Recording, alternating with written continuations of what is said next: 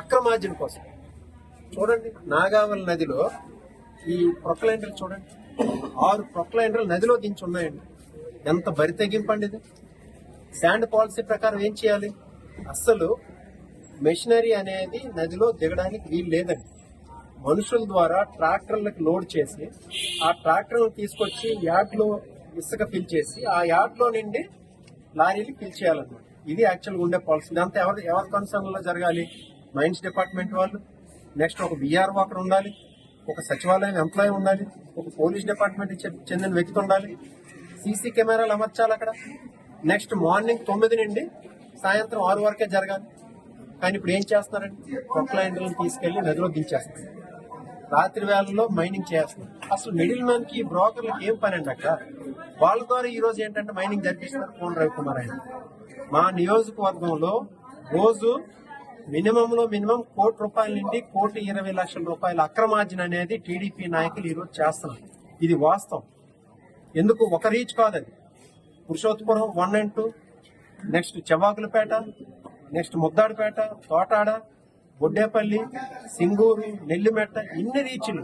కొన్ని అనుమతులు ఉన్నాయి, అనుమతులు లేని ఉన్నాయి. వాళ్ళు యథేచ్ఛగా వెళ్ళడం, ప్రొక్లైనర్లు పెట్టడం, తోడుకొని వెళ్ళిపోవడమే. అధికార యంత్రాంగం ఏంటంటే ముద్దు నిద్రపోతుంది. దీని మీద కలెక్టర్ గారికి ఈ రోజు ఫిర్యాదు చేయడం జరిగింది. కలెక్టర్ గారి వరకు కాకుండా అక్కడ పోలీస్ యంత్రాంగానికి కానీ లేక అక్కడ ఉన్నటువంటి పోలీస్ అధికారులు కానీ మీరైతే కంప్లైంట్ ఇప్పటివరకు ఏదైనా ఫిర్యాదు చేయడం జరిగింది? చాలా సార్లు చేస్తున్నాం. ఎన్నోసార్లు ఫోన్ ద్వారా చేయడం జరిగింది, ఎన్నోసార్లు రిప్రజెంట్ చేయడం కూడా జరిగింది. ఏం చేస్తారండి? చంద్రబాబు నాయుడు గారే చెప్తున్నారు మా టీడీపీ వాళ్ళు ఏం చేసినా వదిలేయండి అని చెప్పేసి. ఆ పరిస్థితిలో మాకుండే ఏకైక ఆప్షన్ ఏంటి? కలెక్టర్ గారికి రిప్రజెంట్ చేయడం. ఈ రోజు కలెక్టర్ గారికి రిప్రజెంట్ చేసాం. ఇది 3వ, 4వ ఆయన రిప్రజెంట్ చేయడం చూస్తాం. లేకపోతే ఏం చేస్తాం? నేషనల్ గ్రీన్ ట్రిబ్యునల్కి వెళ్తాం. నేషనల్ గ్రీన్ ట్రిబ్యునల్ కి, లోకాయుక్తకి వెళ్ళి కలెక్టర్ గారి మీద కూడా కంప్లైంట్ చేస్తాం. ఎందుకనంటే న్యాయం అనేది జరగాలి. ఇంకోటి ఏంటంటే ఇక్కడ ఇసుక తోడుకెళ్ళిపోవడం వల్ల వాళ్ళు అక్రమార్జన చేస్తున్నారు. ఒకటో విషయం అయితే మా నియోజకవర్గంలోనే బూజ్ మండలం ఉంది. బూజ్ మండలంలో 4 ఓపెన్ ఎయిర్ ఛానల్స్ ఉన్నాయి. కాకండియాము, మామిడి వలస, లంకాము, ఇలాంటి 4 ఓపెన్ ఎయిర్ ఛానల్స్ ఉన్నాయి. ఈ 4 ఓపెన్ ఎయిర్ ఛానల్స్ లో కూడా ఇంత ముందు ఏంటంటే వేసవి కాలంలో కూడా చిన్న వాటర్ వచ్చినా కానీ ఆ ఓపెన్ ఎయిర్ ఛానల్స్ లోకి వెళ్ళేది వాటర్. ఈ రోజు వర్షాకాలంలో కూడా ఓపెన్ ఎయిర్ ఛానల్స్ లో నీరు వెళ్లకుండా అయిపోతుంది. కారణం ఏంటి? వీళ్ళు ఇక్కడ ఇసుకను తోడేస్తుంటే నది తాలూకు లెవెల్ అనేది కిందకి వెళ్ళిపోతుంది. కిందకి వెళ్ళిపోవడం వల్ల ఏమవుతుంది? ఓపెన్ ఎయిర్ ఛానల్స్ లో నీరు రావట్లేదు. ఎన్నో వేలాది ఎకరాలు దాని మీద పంటలు సాగిస్తున్నటువంటి మా నియోజకవర్గం, ఆ వేలాది ఎకరాలు ఇరిగేషన్ ప్రాబ్లమ్స్ వస్తున్నాయి. సో వీటన్నింటినీ దృష్టిలో పెట్టుకొని ఖచ్చితంగా ఇసుక అక్రమ రవాణాని, ఇసుక ఈ టీడీపీ నాయకులు చేస్తున్నటువంటి ఇసుక దందాన్ని మేము అడ్డుకుంటాం.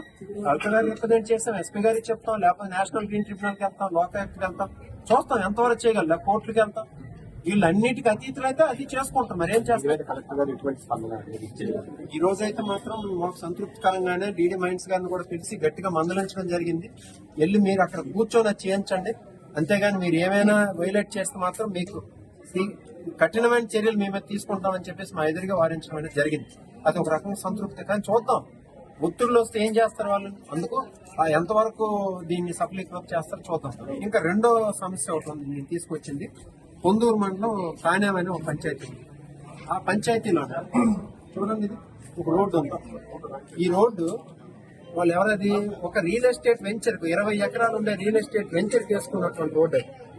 దాన్ని 28 లక్షలు ఖర్చు పెట్టి ఎన్ఆర్ఈజెస్ ద్వారా రోడ్డు వేశారు. అధికారులు చూడండి, దగ్గరుండి కొంతలు కొలుస్తున్నారు. ఎన్ఆర్ఈఎస్ ద్వారా ఎవరి సొమ్ము అండి ఇది? ఆ ప్రజల తాలూకా సొమ్ముని ఇలా వృధా చేసి ఎందుకు వృధా చేస్తున్నారు?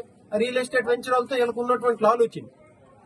ఒక్క ఇల్లు లేదు, ఇంకో గ్రామానికి ఆ రోడ్డు కనెక్టివిటీ లేదు. కేవలం 20 ఎకరాలు రియల్ ఎస్టేట్ వెంచర్కి మాత్రమే ఆ త్రోవ ఉంది.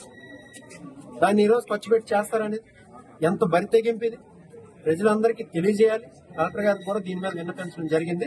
ముందు ప్రజలు తెలుసుకోవాలి. ఇదేంటంటే ప్రజలకి ఈ విషయాలు తెలిస్తే టీడీపీ నాయకులు చేస్తున్నటువంటి దురాగతాన్ని ప్రజాక్షేత్రంలో ముందు ఎండగట్టాలి. మా బాధ్యత.